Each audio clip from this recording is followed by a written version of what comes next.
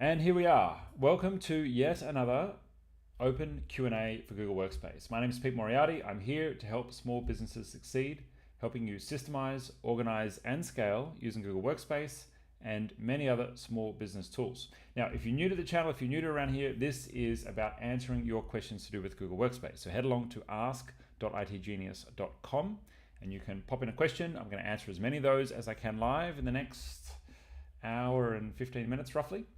And if you want to just say hello and let me know where you're watching from, that's awesome. Always love chatting to people who are online. It doesn't matter where you are in the world. We've got people all over. Our business supports small businesses in over 30 countries, which is pretty crazy. And so if you're a small business owner and you need help with tech, if you need help connecting your Google Workspace to another app, if you need help cleaning up your Google Drive, if you need a switch from Microsoft over to Google, if you want to get one app talking to another app via a Zapier connection, or you need a dashboard built, our team can help with all of those kind of things. And we're experts in helping small and medium-sized businesses get more just out of Google Workspace, but also many other applications.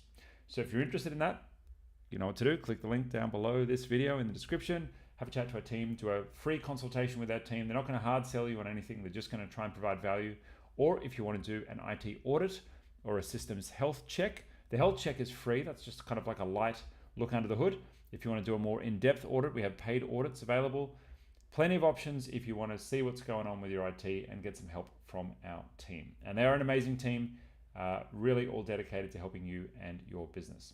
So let's go ahead and jump on in. If you're on the live, please make sure you do jump on and say hello. Always love saying hello to everyone who's here. I'm going to go ahead and open up my demo screen here. I'm a big boy now and I actually use a demo account rather than my production accounts.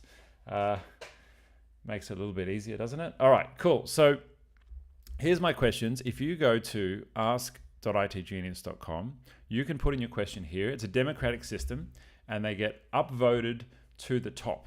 So the most popular ones, it does seem there are not many votes at the moment, but that's okay. The most popular ones will rise to the top and you can submit your question. You can listen, read to other people's questions, whatever you want. Anyway, but if you're on the live, please make sure you jump on and say hello. Let me know what's going on. Let me know if you're enjoying the channel, if you're enjoying the content, or if you want to ask a question live. I sometimes will go ahead and sort to the most recent ones and have them show up. There we go. So, all right, I know which ones are the most recent ones now. So if any new ones come in, then I can work through those. Well, here we go, ladies and gentlemen. Let's jump into our first question. Usually I've got a button to actually highlight this. That's a bit odd. Maybe I'm not signed in. Let's go ahead and see if I can sign into this app. I think that'll help. That'll help me highlight that properly. Okay, let's try this. Of course, the first rule of demos is they never work. So let's just go ahead and sign in properly. No, I don't want to go to another profile. And yes, I want to present this one. Let's see. Hey, there we go. Okay, great. Here we go. Okay, so let's bring this question up nice and big. How to access emails as a G Suite admin? Well, that's a bit of a basic one. Does that mean how do you see other people's emails? I don't know. What do you think? All right. This is the question I'm going to answer. If you're an admin for Google Workspace and you want to see other people's emails, there's a few ways you can do it. And I have to preface this by saying, #I'm not a lawyer, and I don't know if you should be going into anyone's emails. You probably should have that in your employment agreement. And number two, I think just to be a good human, you should probably have a reason to go into somebody else's emails. But if you want to go into someone else's emails, here's how you do it. I'm going to show you the way that they can consent to, and then I'm going to show you the way that maybe they don't consent to. So to do anything as an admin in Google Workspace, of course, you want to go to your admin panel. So you go along to admin.google.com and you sign in. Now, you don't necessarily have to be what's called a super administrator for this. You just need to be an administrator that can do something in the admin panel. And there's different roles. So that something might be the ability to set up users. That something might be the ability to manage groups. The most basic one that we're going to start with actually doesn't involve the admin panel, but you probably want to get an idea of what users are here for your business, right? So I can see all these different users. Okay, cool. Now, the simplest way to look into someone else's mailbox is using consent, and there's a tool that's built into Workspace called Delegated Mailbox. Now, not many people know about this. This is one of the best kept secrets of Google Workspace somehow, but it's really useful to be able to see into someone else's mailbox. Let me show you what it looks like. And for this one, I've got a feeling I might have to show you my production mailbox, but let's see here what we've got. Okay, yeah, I'm gonna have to go into my mailbox. Okay, cool. So when I open my mailbox here, you can see here when I click on my picture, I've got a number of different accounts and images that show up on the right hand side here. And these are basically all the different accounts that I'm either signed into or that I can sign into. There's a few here that I was signed into previously, and for whatever reason, I'm now no longer signed into them. But look at this. What's this down the bottom? There are a number of other mailboxes, and these all say delegated next to them. Now, these mailboxes are mailboxes that somebody else has shared access to me. It means that they've expressly gone into their settings, they've consented, and they've shared access to me. And what can I do with a delegated mailbox? Well, I can log into that mailbox without knowing the password to that mailbox, which is a very cool feature. It doesn't give me access to that person's Google Drive or their calendar or anything else. It just gives me access to their emails. And if I go and click on one of those mailboxes, I'm going to go ahead and open up the archive is probably the safest one. You'll see it just automatically signs in a new tab, right? In a new tab, but it automatically signs in. And then here we go. I've got access to all of the emails that are in this account. Now, the archive account here is the account that we happen to use as a bit of a dumping ground for all of the employees who have left our company. We migrate all of their email into this one archive account. It means that we don't have to pay for Google's archive licenses, and it means that we keep a copy of all of their data rather than it being deleted. If you want to learn more about that process, just search for the word offboarding on our channel. I've got a million videos on offboarding and how that process works and how to do it. But we're into a delegated account. You can see the icon's a little bit different. It's got a key on the icon there. I can't go into this person's apps or calendar or anything else. It just lets me access it. So what's the archive account feature really useful for? Well, if you've got a PA or an EA, an assistant of some sort who you want to manage your account, you can give them delegate access to your account. They can log into your account and they can effectively act as you. They can send emails on your behalf. Now, you've got a little button, and I'll show you the button in a second, where you can choose if they send an email and it looks like it was sent by them, or if it just straight up looks like it was sent by you. And that's a pretty cool feature, because if you want someone to literally pretend to be you, this is the way you do it. The other thing that it's really useful for is, let's say maybe you want to share a mailbox. And most people, when they share a mailbox, what they do is they hand the password out to like 3 different people. Maybe the most common example is like someone's got a reception area in a business, maybe like a doctor's office, or what do you call it? A clinic, I guess. But 3 different part-timers are managing that front office. And so 3 different people need to access his email address. Now, instead of sharing that password with 3 people, which is not really great for security, and 2-factor authentication is a bit of a pain, and so people end up leaving that off, not ideal. And then someone leaves the business, but they still have access to the account from home. It's a mess.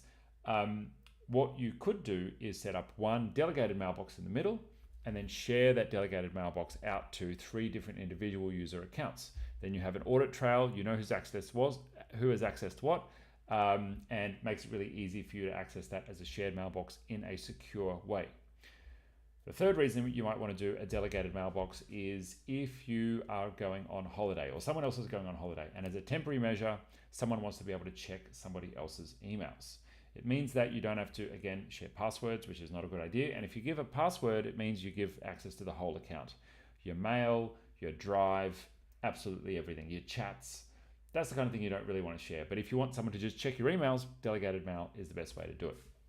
So how do we set it up? Well, first you've got to set it up on the target of of who's going to be sharing their email. So the target is the mailbox that's going to be shared. So if you've got like sales@yourcompany.com and you want to share that with a bunch of people, you're going to first sign into sales@yourcompany.com.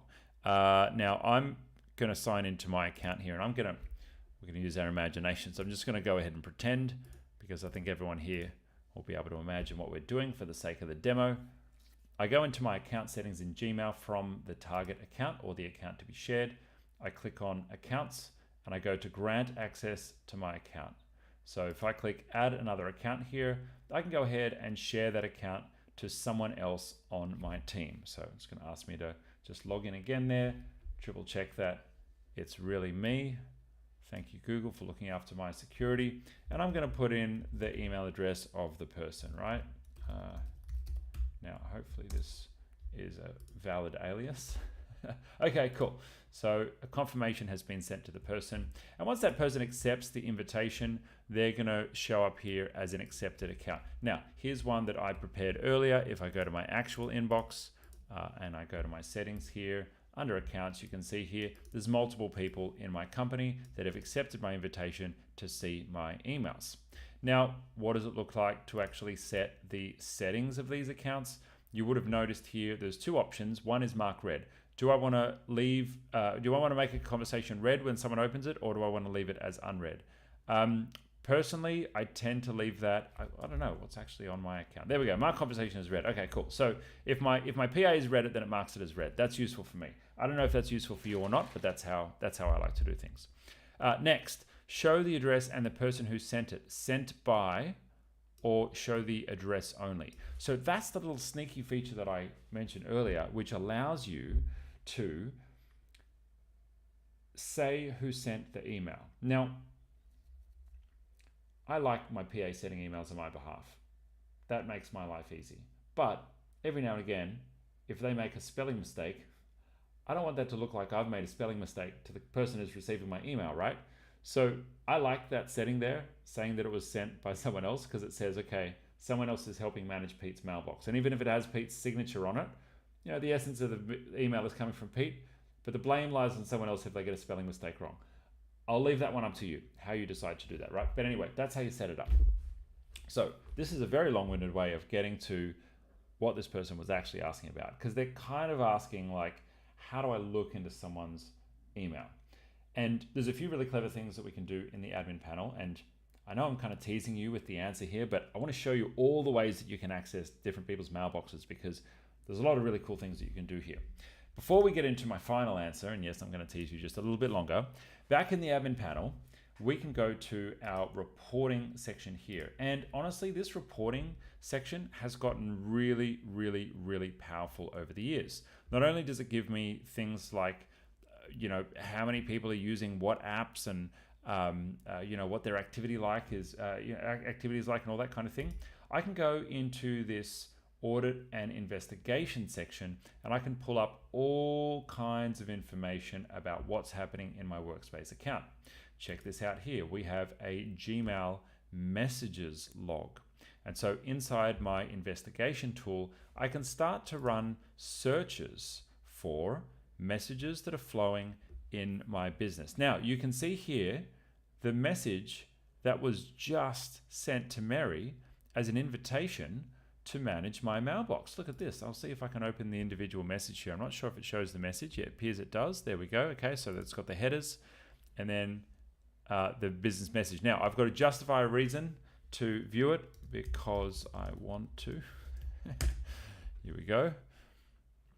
And look at that. It's shown me the whole message. I didn't even know that it could do that. I usually use these reports for other purposes. But there you go. You can open up the whole message right in here. And you don't even need to use the next feature, which I was going to show you. Anyway, but there's many different reports here. Not only can you see the individual information about individual email messages, you can even see things like log events. Like I assume that would be who's logged into their Gmail and when. Let's let this one log. Let's let this one open up. Thinking. Yeah, so this appears to be more email headers. Okay, I don't know why that's in a separate menu, but anyway. Okay, wonderful.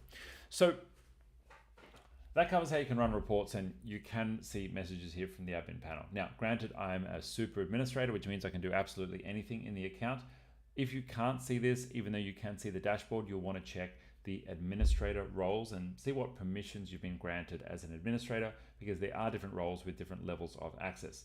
Now, the final and the third one, and this is really like the magic feature, Google Vault. Now, if you haven't heard of Google Vault is technically an e-discovery service rather than a backup service. People think it's a backup service, but the technical definition is an e-discovery service. The purpose of Google Vault is to save a copy of everything in your business, and it effectively makes a carbon copy of any file, email, chat message, even I think it may do Gemini prompts these days as well, and it saves them especially in the vault. That carbon copy can't be deleted or touched by anyone, and once it's in the vault, it stays there unless you choose to release it, or you've set the settings to have things release automatically after a certain period of time. Now, what's Google Vault useful for? Well, if you ever have a legal issue, a dispute with a customer, a dispute with an employee, this is the place where you're going to go to and run a search on all of the emails and all of the happenings inside your business to be able to review that data and potentially export that data. If you're subpoenaed and you need to hand over evidence, this is where you'll go. Hopefully that never happens to you, but the feature's there if you need to. What's more likely is you're going to be doing some kind of internal investigation. You're going to need to get access to historical files or maybe historical email messages or chat messages that someone sent to someone inside your business that they've now left the company and you don't know where the information is. Well, it's there in Google Vault. Now, you don't get this for free. You've got to pay for the Google Workspace Business Premium license, which gets you access to Vault. You get it for all your users then once you upgrade to Premium. And that's a recommendation. If you're in a legal, accounting, consulting, financial services, medical, allied health, anything like that, you really want to have this switched on because it means that your butt is saved if anything ever goes really bad. So that's my recommendation. Let's now have a look at what we can do with it. We go along to vault.google.com, and here we can open up first our retention settings. Now, I haven't set up Google Vault in this account, so it appears someone else has. Okay, so Google Vault has been configured here to retain information. You can see here it's retaining pretty much everything indefinitely, but not calendar events. So let's go ahead and switch that on. And mail, I think, was only kept for 1 year. Let's set that to be retained indefinitely. That's usually the easiest thing to do.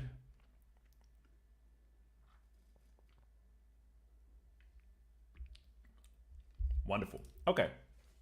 So once we've set up our retention rules, unfortunately, obviously it's not going to pick up anything else from the past that you haven't already retained, but it will go through and take a snapshot of your current data. So it's going to retain everything it's got access to now. I'm pretty sure. So we've done that. Next is to look at matters and reports. Now you can see here that you can set holds and you can start doing your audits with matters, and then reports is basically like how you can run reports across the whole thing once you've configured matters. Now this is getting a little bit into like the legalese of why you would use this tool. Effectively, if you're not retaining absolutely everything and you have an event happen, what usually happens is the lawyers say, oh my God, you've got to retain all the information regarding this particular event. That's where you would set up a matter and you would say, retain all emails from a particular person or a particular date range, and don't let them disappear from retention, even if they would otherwise expire with the retention rules. If you've got everything set to indefinite, you don't really need to bother about setting retention rules here. But reports is where you go when you say, okay, now I want to actually run a report on everything. And where is it? Oh no, that's just giving me reports. No, I've got it. I was wrong. I need to do it in my matters. Matters is where we run a search for everything. We create a matter. I'll create a test matter, and I can start running my search. Okay, so I'm going to search for emails, and let's say, for example, I want to search for anything, including peter@itgenius.com, which is to this domain, which is the test domain. This is an external email address. and I'm going to say across all accounts in the company, all data, and let's go ahead and search. It's even going to pick up drafts as well, which is pretty interesting. Okie dokie, there we go. Look at that. Lots of different emails referencing Peter Moriarty just in the last day. I wonder how many of those there are. We can't make more than 25 rows per page. Now, this is a kind of super search that lets you search right across every email in the whole business. Now, I did show you that you can do that in the admin panel as well, but this one allows you to do it for Google Drive, you can do it for Google Chat, and you can see everything. This is the point where I say, make sure you've checked with your lawyer about whether or not you should be looking at employee information, especially if they're not aware of you snooping around in there. But this is a pretty darn excellent tool, and I've got to say, it's bulletproof if you ever have one of those oh shit moments and you need to get into things. Cool, okay, that's it. We're done for this one. Let's move on to our next question. That was a great question. Very good one, very long answer, and hopefully my team can cut that up into something useful for the channel. Okay. And by the way, if you're watching on the live, please be sure to say hello. Drop me a little message.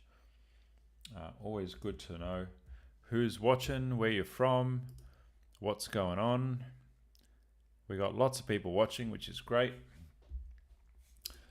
Okay, question here. Uh-oh. Shit, I marked it as... Oh, back. Okay, I nearly lost it. All right. Can you guys guide me into importing my School 365 webmail into my Gmail? Is there a service that I can order? From Mika. Well, thanks very much for the question. Our core business is helping customers migrate data into the Google Workspace ecosystem. Now, for some people, that's coming from a Microsoft system. For some people, that's coming from cPanel. For some people, that's coming from Gmail. And we're experts in helping get all of that data across without any data loss and without any downtime. So if you're interested in getting help doing a migration, you can have a chat to our team. Even if you've just got 2 people in your business, we've got pricing options available for anyone, and they're all pretty reasonable. You can even go to our website and order them online now as well. Now, if you're interested, you head along to itgenius.com, and we have a service called Tech Done. So in the services menu, if you head along to Tech Done, you'll see that you can search for different solutions to help support your business. In this case, this person is looking to migrate from Microsoft. And you can put in your details and let us know what you need to help get started. You can even order that service from online if you like. Now, if you want to have a go at this yourself, absolutely fine to have a crack at doing a migration yourself. Obviously, it's my humble opinion, it's probably not good use of your time to do that, especially if you're an entrepreneur. You've probably got better things to do, and we are very reasonably priced to get this done, considering the amount of effort that's involved, because it's about 5 or 10 hours worth of work. So if you want to spend that time, sure, go ahead. But for a very decent rate, we can get it to it for you. If you want to do it yourself, there's multiple ways to migrate your data into a Workspace account. You can use the built-in Google migration tool, and that will connect to your external mailbox. Now, it will connect to Microsoft Outlook if you can access Outlook, and you can import an Outlook PST file from your local desktop. Or if you've got Microsoft 365, I believe you can switch on IMAP access and pull it in using the Google migration tool. Now, that lives in the admin panel of your Google account. So once you've set up a Google Workspace account, you can go into your admin panel, and there is a migration service. If you go to the data import export menu and then data migration, you can see here you can start migrating data from Microsoft. A couple of things you want to be careful of there. If there's an error in the process, which sometimes there are using the Google tools, you want to be careful that you've got the perfect data coming through. So you want to make sure you're doing checks that all your data has come across successfully. Next up, if you've got your DNS records pointing to your current mail server where they are now, you want to make sure that you get the cutover right of your email DNS records to make sure that you don't have any downtime. Some people will change their name servers and they stuff something up and then their emails stop working, and we obviously don't want that to happen. If that's you and you get stuck, we've got another service. If you're a special little snowflake who's stuffed up your DNS records, our most popular service is one of our quick fixes. These are our instant on-demand IT support service. Look there, number one on the list, DNS Fix. So if you've got an issue with DNS, during business hours, our team are available for immediate support. Click that button, sign up for that. On the thank you page, you can chat to the team and they will help you get started and get your DNS fixed, no matter what you've done to break it. So with that said, if you want to have a go at migrating things yourself, Microsoft is one of the easier tools to migrate from. There are also third-party migration services. I've covered those in other videos. If you search for migration on the channel, you'll see other videos regarding migrations. A third-party tool will allow you to do things like monitor and pick up on errors if you've got data that's not come across successfully, and you can retry sending that data. Other advanced tools will allow you to do something called a delta migration, meaning that you can migrate a big chunk of email now, and then when you're ready to cut over, you can migrate just small chunks or migrate only what's new. Depending on how your DNS is configured, sometimes when you're doing a cutover of your email, some of your emails will still go to your old mailbox. And so a delta migration is like a little cleanup follow-up migration. That means that the new data that's arrived in your mailbox, new data in your old mailbox, can be brought across. So they're the options for getting your data migrated. Hopefully that's given you a good idea of how the process works. In my humble opinion, it is the smartest choice to engage IT Genius to do it for you. So jump on the link down below this video, wherever you are. If you want help with that, we give you a free consultation. We'll give you a very reasonable price for getting it done, and we can generally start projects pretty quickly, and most of them are wrapped up within a couple of weeks, if not a month, usually is the max time. Okay, wonderful. Thank you so much for joining the stream. Bernice from El Salvador, amazing. I was in Central America recently, in Mexico, and that was my first time in the region, which was, I mean, I've been to America, but the first time in Central America, which was pretty cool. Thank you for joining. All right, rock and roll. Let's go to our next question here. Okay. Oh, one extra thing that I should add on this question. So, if you're importing email from a school webmail account, you may run into some challenges. You may find that an administrator of the account has blocked certain things that you need to run the migration. Either the IMAP settings or the Exchange connection settings don't allow you to connect from third-party tools. Maybe you can only use webmail and you can't even connect it to your Outlook and download it to your Outlook. There's some clever things you can do, like dragging and dropping emails to a local PST file in your Outlook. So if you want to research that, that's one way of making that work. The other way of doing it is going to the IT administrator and asking them for an export. If you've got a PST file in Outlook, you can use the Google Workspace Sync for Microsoft Outlook tool, and you can use that to synchronize data from a local exported data file in Outlook and send it up into Google so your data is migrated safely. Now, it's my strong recommendation that you keep all of your historical data, just in case you want to run a search, just in case you want to access it from your phone in the future. All of that historical data can be easily imported into Google Workspace, and it means that you've got the power of Google Search wherever you go. You can access all of your historical data. For me, that's absolutely essential. It's not necessarily correct to call it a backup, but you got a copy of all your stuff wherever you're going. Backup is another question for another video at another time. Check those out on our channel. Okay, great question. I think I've well and truly covered that one. So let's mark that as complete. Okay, let's look at our next questions. Oh my God, wrong button again. That's the button. Okay. What additional protections can admins implement beyond Google's spam filter to prevent phishing attacks? This is an excellent question. Phishing attacks, if you're a little bit new to this new word that sounds like fish but is spelled like a BH, what actually is it? Phishing attacks are when someone pretends to be you or pretends to be someone else in your company or pretends to be another company or another someone or a bank and tries to send messages to you or your staff to socially engineer their way into your business or socially engineer your money out of your pocket into their bank account. So phishing attacks are very, very common right now. And the unfortunate thing is it's pretty easy to fake someone online or pretend to be someone. Someone can design a website, someone can design an email to look just like something that's come from your bank or some sort of legitimate message. And with that legitimate message, if you or a team member clicks the wrong button and hands over your email address and password combination, well, you may find that someone gets access to your systems and therefore potentially your bank account, which is a pretty scary thing.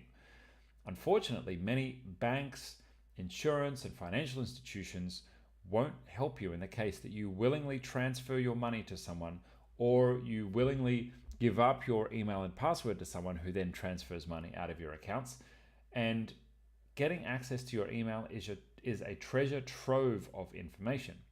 The reason for that is that once someone's into your email, you've probably made a home loan application at one point over the years, and you'll have a copy of your passport and your signature on a document and your phone plan information and your telecommunications provider. Basically a goldmine for someone to go and look into your details. Maybe once upon a time in a chat window in Google Chat, you sent a message to one of your staff members and you included the password for one of your online systems. So now they've got a copy of passwords, right? Phishing attacks get really dangerous really fast, and they can be very subtle. Sometimes we'll see an email that is pretending to be your company.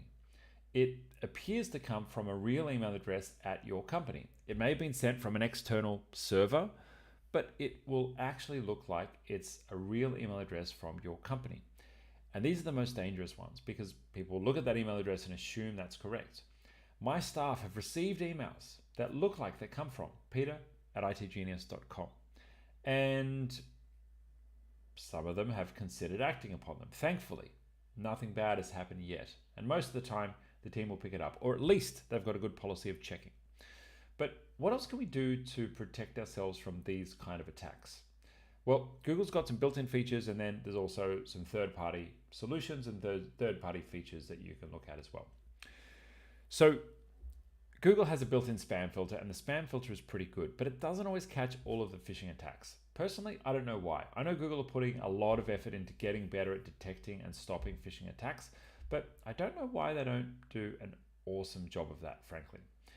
Google and the rest of the internet have an open standard and an open protocol for DNS, which can help reduce phishing attacks. And a phishing attack is effectively someone pretending to be someone else. It's like someone showing up to your door and borrowing your t-shirt and then pretending to be you. They're not quite you, they're just pretending to be you. Now, one of the features that you can use to activate to protect yourself against phishing attacks is something called DMARC, D-M-A-R-C. And this is a DNS protocol that you can configure for your domain name, which is kind of like a wax seal on an envelope every time someone sends an email out in your name. A different way of thinking about it is kind of like if you've got a bouncer assigned to the door of your email inbox and they're checking whether or not people have wax seals that the emails coming in are actually real emails from your domain. Now you need to configure two other records for this to work. You need to set up your SPF record and your DKIM record. Now I've got plenty of other videos covering that. If you search the channel for DNS, you're going to see a million videos, both conceptual videos and technical guides on how to set those up. So I won't cover them in this video. But if you're interested in getting DMARC enforced, and that's the bouncer standing at the front door, you've got to have those two other protocols set up. And what you can do with DMARC is say, when emails come in and they don't fit the other policies, they don't have the wax seal, they're not on the VIP list, you can either quarantine them if you wish, or you can flat out reject them. Now, for those that are IT managers, you can actually set these up to go to a quarantine mailbox and you can review them from time to time. For most small business owners, you're not going to have time to do that, or you're not going to care to do that because you're busy running your business. You can safely reject these email messages and just don't even let them come to your domain. Now, do you immediately switch on the rejection policy? No. Best practice is to actually implement this in stages. First quarantining, and then over time actually outright rejecting the messages. The reason for that is if you've not got things set correctly in your DNS records, and maybe you're sending email from something like MailChimp or another email sending service, and you don't want those emails to disappear and be completely rejected, well, you want to implement DMARC policy in phases of getting more and more strict, so you can make sure that you've got all of your email sending solutions configured correctly, and you'll receive the right emails, but then eventually none of the wrong emails. Now, if you'd like help setting this up, chat to our team, head along to itgenius.com in the link down below. We have a very accessible solution for this. It's called Quick Fix.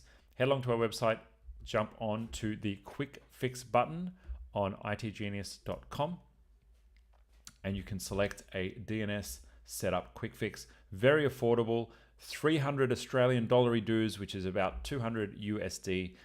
Very accessible service, and our team will help you to configure all of those DNS records for a fixed fee, and they just make the problem go away for you. Now, there are other ways that you can take a more advanced approach to trying to stop phishing emails, and that is to use a third-party service. Now, even though DMARC allows you to lock down people pretending to be you pretty well, and it'll virtually eliminate phishing emails that are pretending to be you or pretending to be one of your staff members, they don't stop someone sending an email from a domain name that looks very close to a legitimate domain name, but is in fact potentially not correct. Someone will use a very small combination that's very close to a bank or very close to a legitimate business, and an email that looks like it might be legitimate could arrive in your inbox. DMARC won't necessarily save you from that happening, and if you've got a large business or a hypercritical business that you want to protect from the potential of somebody getting phishing emails through to your team, you might consider an external filtering service. Now, services like Cloudflare have a dedicated anti-phishing and email security solution, which means that you can put kind of like a firewall in front of your emails coming into your business. A filtering solution like Cloudflare will allow you to first have the emails monitored by a third party that has a lot of analysis data on millions and millions of emails across the internet, and the kind of emails that look like phishing emails. Then only those that aren't filtered come through to your mailbox. Now, at this point, you might be thinking, well, why doesn't Google do this? Doesn't Google Spam promise to take most of the spam out of your inbox? The answer is they should. They could do better. I'll leave it at that. So if you're interested in protecting your mailbox, consider these options. If you need help setting up your DNS, click the link below this video, and we'll be very happy to help you. Good luck staying safe online with your email security. Great question. I love that one. That was a good one. Let's go ahead and update to our next question. All right.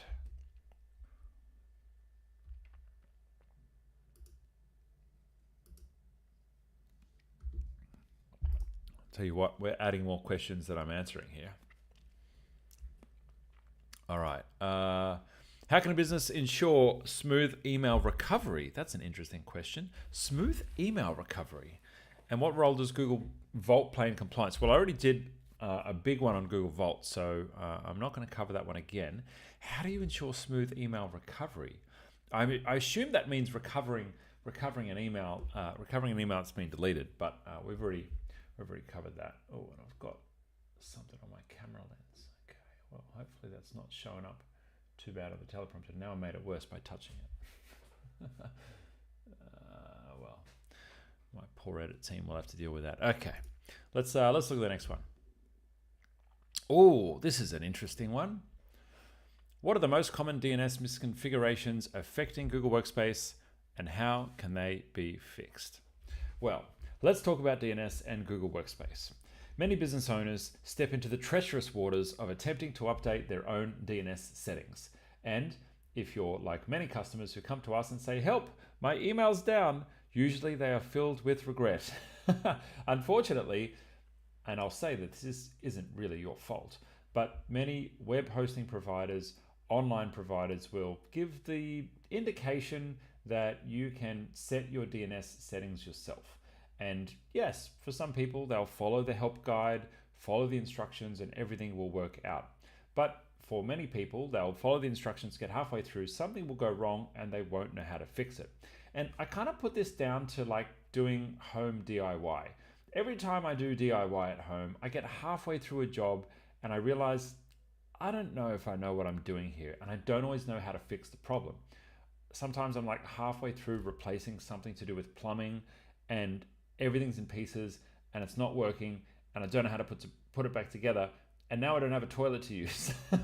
So that's the kind of thing we see all the time with DNS, and we end up fixing a lot of these things for customers.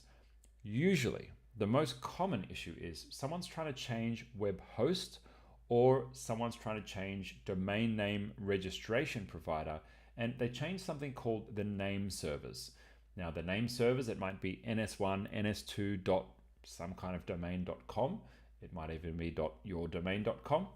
They are the name servers that dictate where are the settings hosted for your DNS. Where are the records stored for your DNS? It's kind of like a listing in an address book of like, where is this domain name going to resolve to look up the settings for the domain.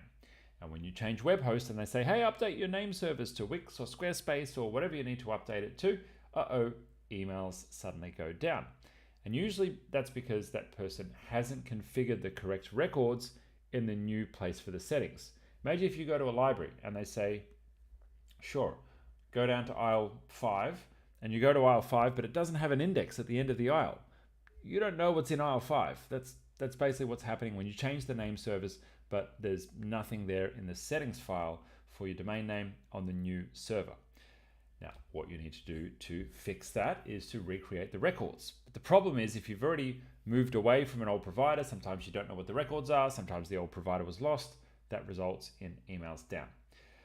Now, there are many other permutations of what goes wrong with emails. I would say that every single business that's on Google Workspace that we look at has some kind of malformed email anti-spam protection records, whether that's SPF, DKIM, or DMARC records. Something is not going to be perfectly compliant.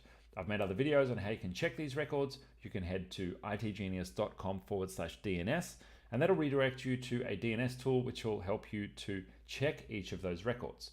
SPF, DKIM, and DMARC are the anti-spam measures to make sure your users aren't getting phished and your emails are being delivered correctly, both inbound and outbound. And usually there's something that's not perfect about those. I've previously created a workshop video on this channel which gives you a full guide on how to set them up from beginning to end. So just search DNS on the channel and you'll find the technical guides on how to get that set up.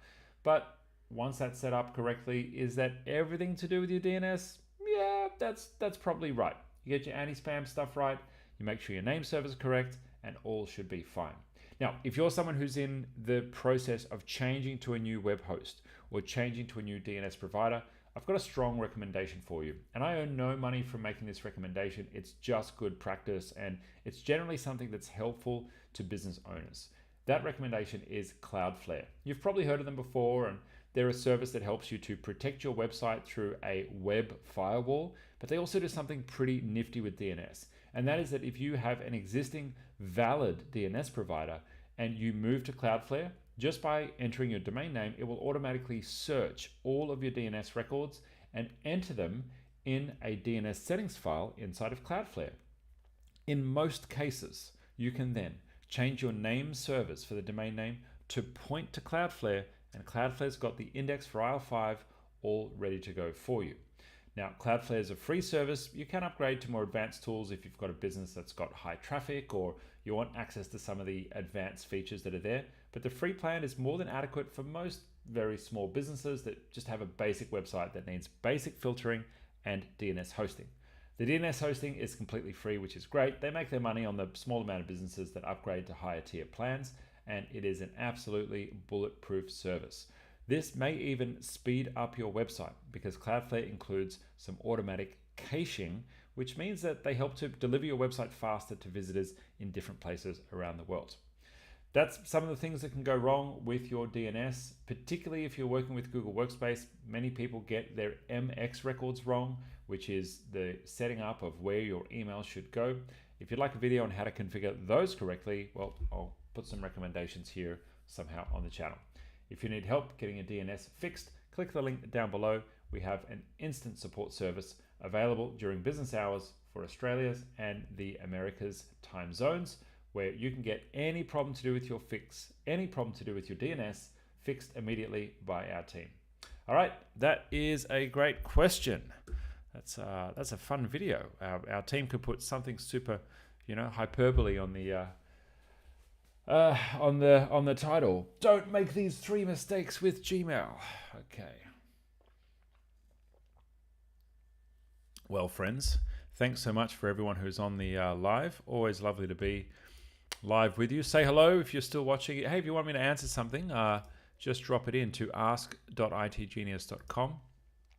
Haven't got any on the call just yet, but if you've got a burning question about Google Workspace, just let me know. I am here for you. All right, let's go back to popular. All right. Let me go ahead and open it up, huh?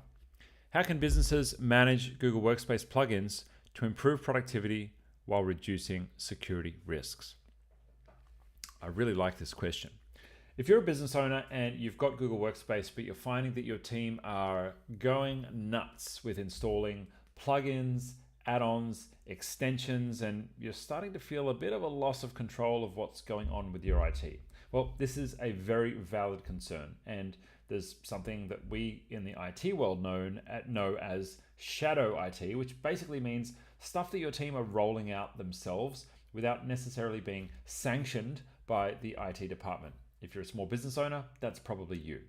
So if you're interested in getting a bit more control over this, in having a bit of a management layer of what your team can set up, there's a very delicate balance between wanting to enable your team to find solutions for themselves to be more productive and to take heed of recommendations that people have given them about apps that might improve their productivity, and balance that with the need to not let everyone just kind of go willy-nilly installing whatever they want or letting shadow IT run completely untethered in your business. I'm going to show you a couple of ways that if you wish, you can manage and monitor the plugins, extensions, and add-on apps inside your business in a slightly better way.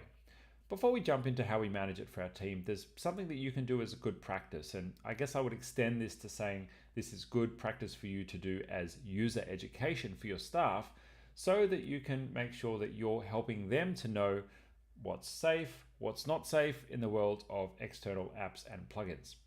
And this is what I like to call the app audit. So to do an app audit, we head along to our Google account. So that's account.google.com. Oops, let me open this up here, and I'm going to sign into an account that actually has some data in it. Okay, and here if we go down to the security tab, I can see all of the apps that have been accessing my account. Now, my team are going to have to blur some of this stuff. I don't think there's anything too bad in here, actually. It's not showing my phone. That's fine. Where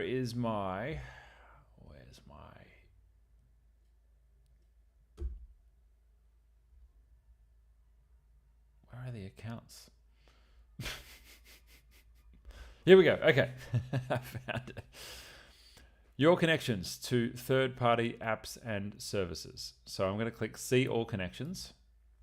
And this is going to show me all the different apps that have access to my account. Now, you can see that I haven't been in here for a while. I am generally pretty good with this. I usually do it every couple of months, but there is a lot of stuff in here that is using my Google account and connected to my account. And typically, the ones that you got to worry about are the ones without a logo, or the ones that require a little bit more scrutiny are the ones without a logo, because they're probably going to be like the small time independent developers that haven't gone to the trouble of like putting a logo there, and for some reason they're connected to your Google account. Like here, untitled project. I mean, that one's definitely a bit of a worry. So that I would want to go ahead and remove from my account QuickSmart. This is something that's pretty important and useful to let your team know to do from time to time. I'd say once a quarter is a good idea for just good hygiene to go through, remove any accounts that have access to your account. Okay, next let's look at how we can update the admin panel and lock things down a little bit there. So inside your admin panel, you've got the ability to see what users have accessed what applications within your company. To go to the admin panel, we head along to Give me a second here. We head along to admin.google.com. That's going to open my dashboard. Obviously, I need to be an admin to access this. And I can go into reporting. Now, here's where I get a little bit hazy. I saw it the other day and I can't remember which one it is. Or maybe it's in data. Oh, God.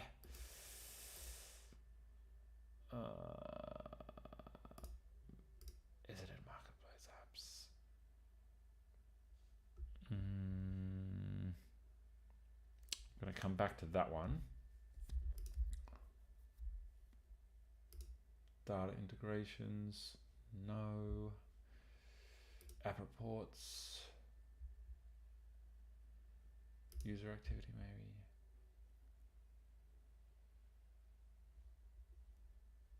Ah, shit. I know it's here somewhere.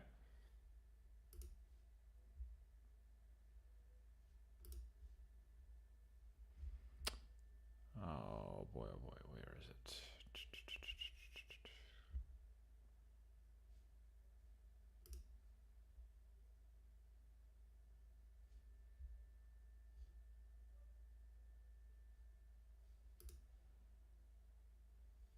No, that's just on off.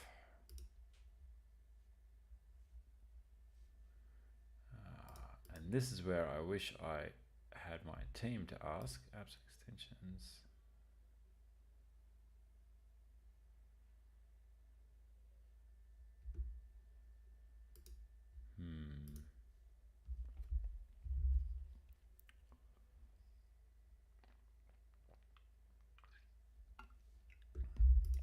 I can't find it.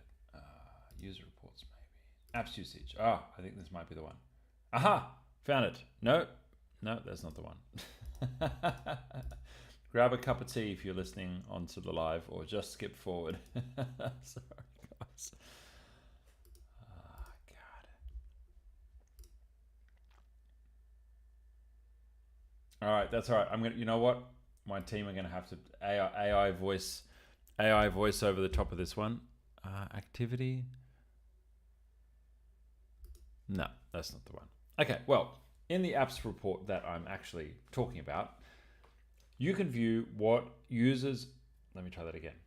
You can view what apps your team have access to and authenticated their Google accounts to in one list inside your admin panel. This is super useful for you to see, okay, are there any nefarious looking apps there? Are there any users that are maybe installing apps that seem a bit dodgy that you need to maybe educate them about?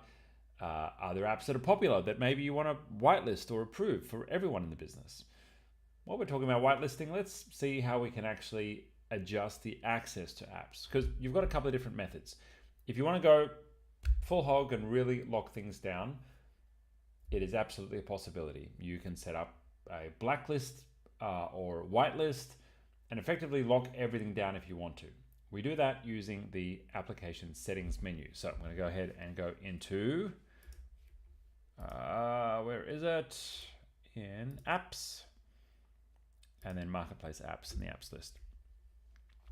So you can see here, there's a number of apps that my team have imported or installed for themselves just from their own Google Workspace. And what this looks like is when you go to the Google Workspace Marketplace, you choose an app, you can choose whether you want to install it just for an individual or for the domain. If you're an administrator, you can install it for the domain, which means everyone gets access to it. Or if you just want to install it for yourself individually, most people have access to be able to do that. Now, if you want to choose to lock down certain apps, then you can use excluded apps list here. You can add apps here, but allow listed apps are ones that you specifically allow.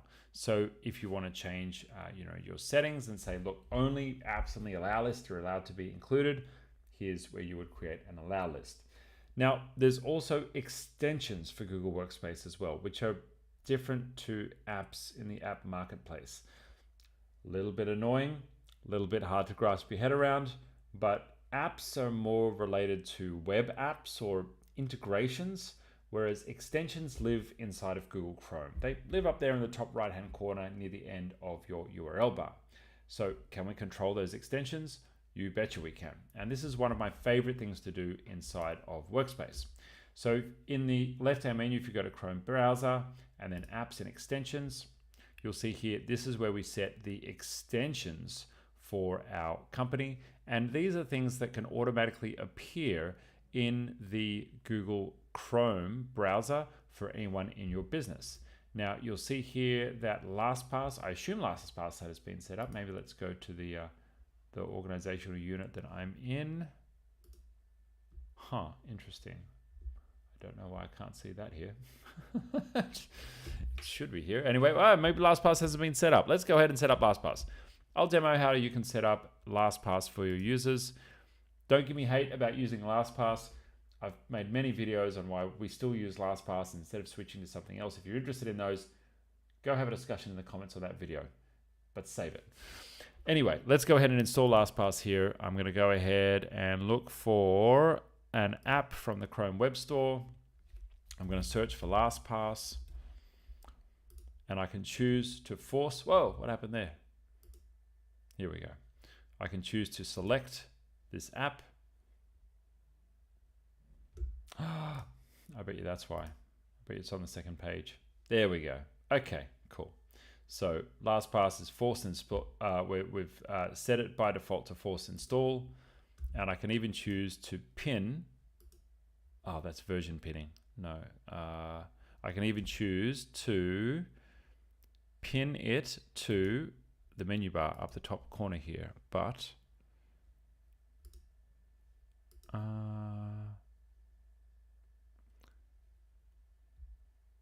version pinning.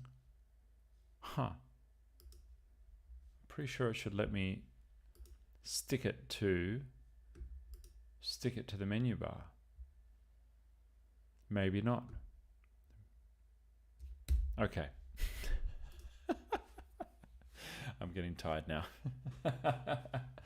All right. It is 10:30 at night here in Spain, which is where I am at the moment. Okay. So there we go. We've covered how to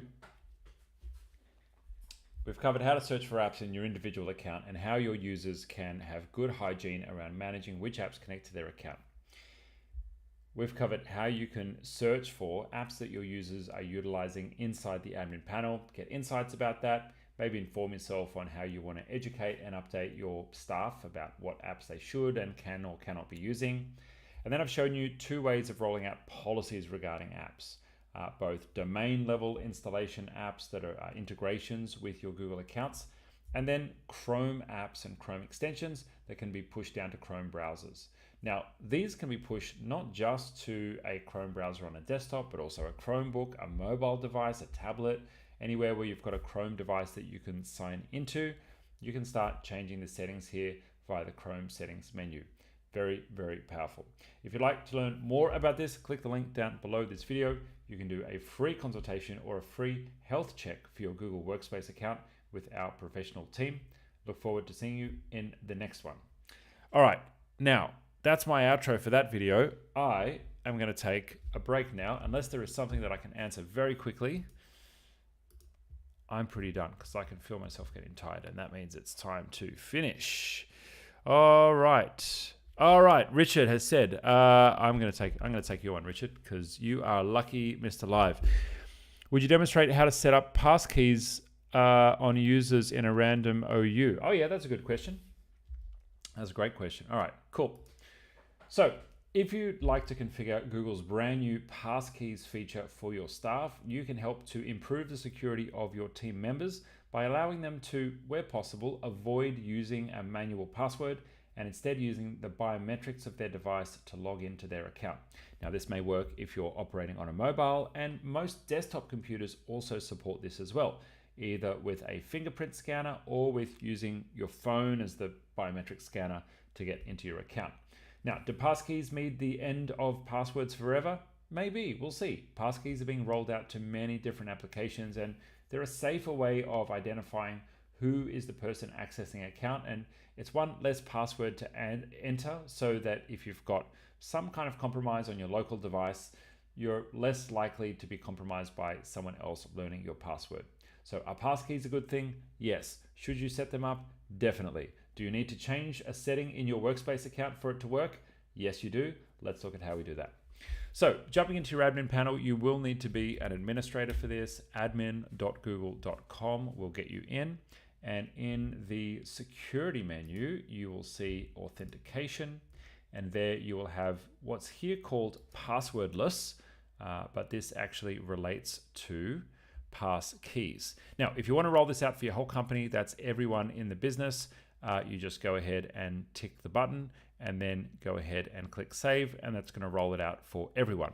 But like everything in the Google admin panel, if you want to change a setting just for a particular subset of users rather than absolutely everyone in the company, well, you should set up an organizational unit.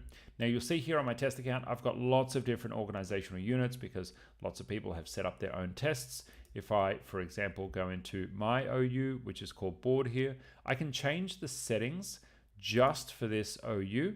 And you'll see here that when I change a setting at the OU level, which is for anyone not in the IT world, basically just a folder of users, it will give me the option to override. So you'll see here the normal setting, I change the setting, it says override. What that means is this is going to change just for this organizational unit, but leave the global setting here at the top level. So I've gone back to the top level and I can see the global setting is there. You can see there's a little indication dot here that something has been changed or overridden. Thank you, Google, for making our life a bit easier there. I can click through to my individual organizational unit. That'll show me that the setting has been changed just for that OU or group of stuff. Now, importantly, if you want this to actually work, number one, you've got to create your OU, right? So there's actually an area specifically for setting up the OUs. You go to the directory first, and then you set up your organizational units. But there's one final step that you actually need to do for this to work, and that is that you've got to put the users in the organizational units. Otherwise, they're not going to have the policy applied to them. So I'll go to users. I'll find a user that I want to add. I tick their name, and under the more options menu, I go to change organizational unit. And that's where if I wanted to apply this policy to that user, I would put them into the right folder or OU, and then they're going to have all of the policies of that OU applied to them. Now, the final step, let's go back to our settings here. I'm going to go to my security and then passwordless. If I wanted to revert this back and change so that this OU inherits the settings of every other setting at the top level, obvious there's a button called inherit, and there we go. It'll set it back to taking on the settings of the very top OU. There we go, we've got that done. So that's how you do that. Now, I'll throw in a little bonus tip for you, because if you're managing your security and you're rolling out passwords, there's some extra things you can do to improve the security of your account.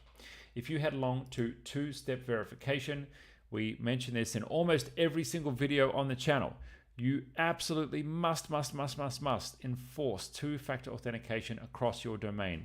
You are crazy if you do not have this switched on and enforced for your team. There is no excuse and no reason ever where it would be appropriate to not have this properly enforced across your team. If you've got a printer sitting in your office and that can't use two-factor to send an email when you do a scan, there are ways of configuring that in the account. I'll save those for another video. There is no reason why you should not have two-factor authentication set up for your users. Now, if that's switched off right now and you need to switch it on, well, there's a way of doing that without messing things up for your team. And that is that you switch it on from a certain date. My recommendation is you choose 1 or 2 weeks in the future. You give everyone in the company a heads up, hey, go ahead and switch on two-factor authentication, and give them time to go and set it up. They will be prompted when they next log into their account to go and set it up, but they can also go to their account, accounts.google.com, and they can go to the security tab and set up two-factor authentication themselves by adding an authenticator app. Now, it is not really my recommendation to use a phone number for two-factor authentication. The reason for that is there are hacks and ways that someone can transport your phone number to another account, and by that I mean another SIM card, and with that SIM card then do a password reset, get a code to your SIM card, and potentially get into your account. Doesn't happen all the time. Phone companies have got a lot better at stopping these kind of attacks, but it can happen, and it's one of the ways that people can get in. So you're much safer to be using a passkey that we just set up or an app on your phone as the authenticator. That is the best practice. If you want to change that setting, there's also a setting that you can use for that.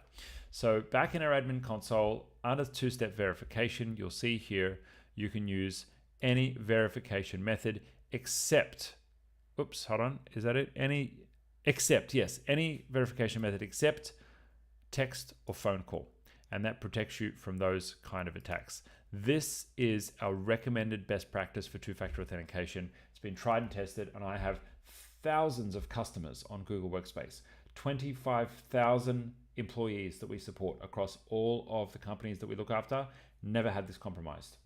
Touch wood, never had this compromised. The only time accounts get compromised is when someone doesn't have two-factor authentication switched on, which is why it's one of the first things that we check when you become a customer of IT Genius. So if you're interested in that, click on the link down below, have a chat to our team, do a free audit of your account, free health check. Let us, peek under the hood, see what's going on in there. Completely complimentary. We won't hard sell you, and we're just here to help you get the most out of your admin account. If you're the person who's responsible for setting up the account and maintaining it, we have a concierge service to make your life easy. Or if you want to learn more, let me show you something really cool that we're doing now. You can head along to something we're calling office hours. And so once a month, I'm doing a private hangout and private training for our customers. And I'm going to have to show, where's the screen for that? Office hours, here we go. Private hangout for our customers. And here we actually cover a training that is specific to something topical. We did Gemini and Notebook LM last month. The recording is there for our concierge customers. This month we're doing cleaning up your Google Drive, which everyone needs to do. So those are private sessions where we take you through everything you need to know about Workspace, and then we go to open Q&A and we workshop things with you on the call. So if you want to share your screen and have me or one of my teammates help you out, we bring some support people. I cover them live, or sometimes Scott, my business partner, covers those as well. You will get amazing, amazing, amazing value out of that. So if you're interested in that, the next one is coming up next week. Is it next week, April 17? It's in 10 days from now. Okay, cool. So if you want to check that out, head along, itgenius.com. Consider joining up to Concierge. We've got new plans coming out very soon, and we'd love to have you as a customer. Okay, I'm going to say goodbye to everyone on stream. I've got to wrap up now. Thank you so much. Thanks for joining. Oh, my mum's on stream. Hey, Mum. Thanks for joining. Awesome. All right, cool. So rock and roll, everyone. Have a wonderful day, evening, morning.